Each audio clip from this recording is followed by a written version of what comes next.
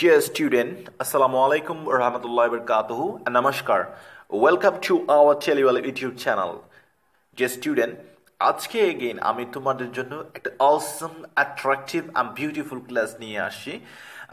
আমার এর আগের ক্লাসে আমাদের 2021 সালে যে এসএসসি পরীক্ষার্থী আছে সেই এসএসসি পরীক্ষার্থীদের জন্য আমি তাদের ইংলিশ সেকেন্ড পেপারে ট্যাগ কোয়েশ্চেনের উপরে কিছু গুরুত্বপূর্ণ ইনফরমেশন আমার সেই ভিডিও টিউটোরিয়ালের মাধ্যমে তোমাদেরকে দেখিয়েছিলাম। আজকেও আমি অ্যাগেইন ট্যাগ কোয়েশ্চেনের আরও কিছু গুরুত্বপূর্ণ বিষয় নিয়ে আজকের আমার এই ভিডিওটা নিয়ে তোমাদের সামনে আসছি, তোমাদের কাছে আসছি। আশা করি তোমরা ভিডিওটি কমপ্লিট উপভোগ করবে এবং অনেক কিছু মজার জিনিস তোমরা জানবে। সো আমাদের ক্লাস শুরু করা যাক। আমাদের ট্যাগ কোয়েশ্চেন করতে গেলে আমাদের যে 24টা অপারেটরের কথা আমরা এর আগের ক্লাসে বলছিলাম, সেই 24টা অপারেটরের মধ্যে আমাদের 4টা অপারেটর কিন্তু একদম কমপ্লিটলি ভিন্ন ধরনের পরিবর্তন হয়ে যায়। হ্যাঁ, আমাদের অন্যান্য যে অপারেটরগুলো আছে, যে 24টা অপারেটরের মধ্যে আর 20টা যে অপারেটরগুলো আছে, সেই 20টা অপারেটরকে নেগেটিভ করতে হলে আমরা জাস্ট অ্যান অ্যাপোস্ট্রফি কমা টি বসালে চলে, কিন্তু আমাদের 4টা অপারেটর যেমন অ্যাম, শ্যাল, উইল, ক্যান, এই 4টা অপারেটর যখন আমরা পরিবর্তন করতে যাই, এই 4টা অপারেটর একেবারে ডিফারেন্স ওয়ে কিন্তু পরিবর্তন হয়, অন্যরকম হয়ে যায়। যেমন আমরা দেখতে পাচ্ছি স্ক্রিনে পরিবর্তন হয় 4টির। একটা হলো এম, শ্যাল, উইল, ক্যান। আমরা দেখতে পাচ্ছি এমটা হয়ে গেল আরেন্ট, শ্যালটা হয়ে গেল শান্ট, অ্যান্ড উইলটা হয়ে গেল ওন্ট, অ্যান্ড ক্যানটা হয়ে গেল কান্ট। তাহলে আমরা একটা গুরুত্বপূর্ণ জিনিস জেনে নিলাম। এখন আমরা জানবো আসলে ট্যাগ কোয়েশ্চেন গঠনটা কিভাবে করতে হয়।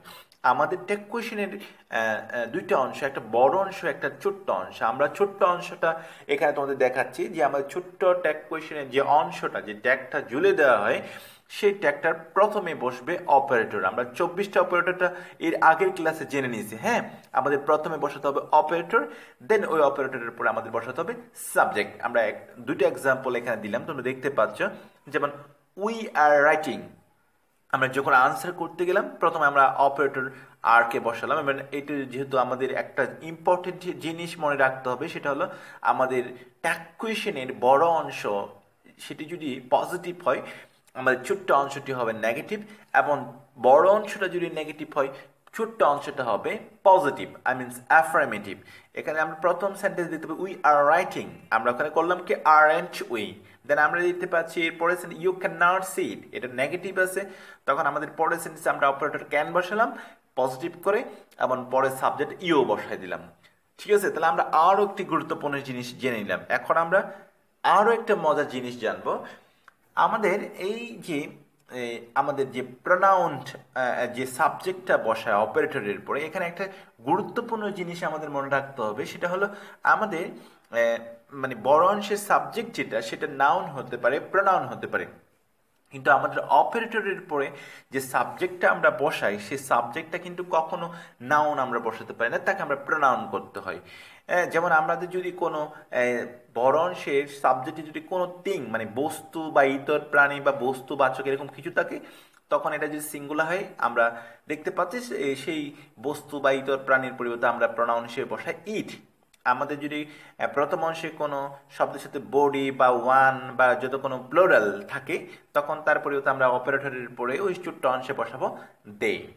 এটাও একটা ইম্পর্টেন্ট জিনিস আমরা এখন জেনে নিলাম। ঠিক আছে, এখন আমরা ট্যাগ কোয়েশ্চেন করতে গেলে কিছু গুরুত্বপূর্ণ জিনিস আসে, সেই মানে যে জিনিসগুলো আমাদের খুবই জানা দরকার।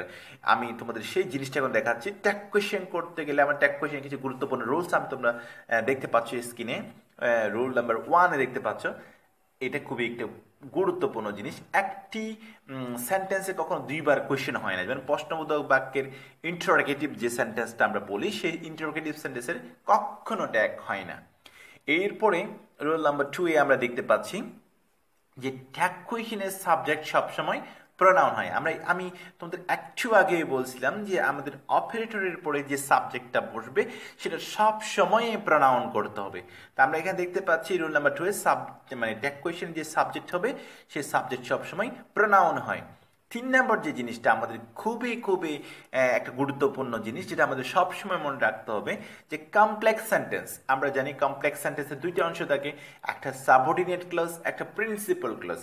আমাদের নিয়ম অনুসারে কিন্তু কমপ্লেক্স সেন্টেন্সের যে প্রিন্সিপাল ক্লজ থাকে সেই কমপ্লেক্স সেন্টেন্সের প্রিন্সিপাল ক্লজে ট্যাগ করা সবচেয়ে শ্রেয় বা ভালো। কিন্তু আমাদের যে ন্যাশনাল কারিকুলাম যে বোর্ড কর্তৃপক্ষ আছে সেই বোর্ড কর্তৃপক্ষের নির্দেশে কিন্তু আমরা কি করি, প্রিন্সিপাল ক্লজ বা সাবঅর্ডিনেট ক্লজ যে কোনো অংশে আমরা ট্যাগ করতেই পারি, আমরা ট্যাগ করলেই চলে।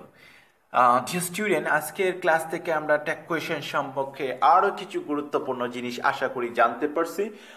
তোমাদের যদি আমাদের আজকের এই ভিডিও টিউটোরিয়ালটা খুবই খুবই ভালো লাগে, please don't forget to subscribe our channel and thank you so much for watching our video. Assalamu alaikum and namaskar. Allah Hafiz.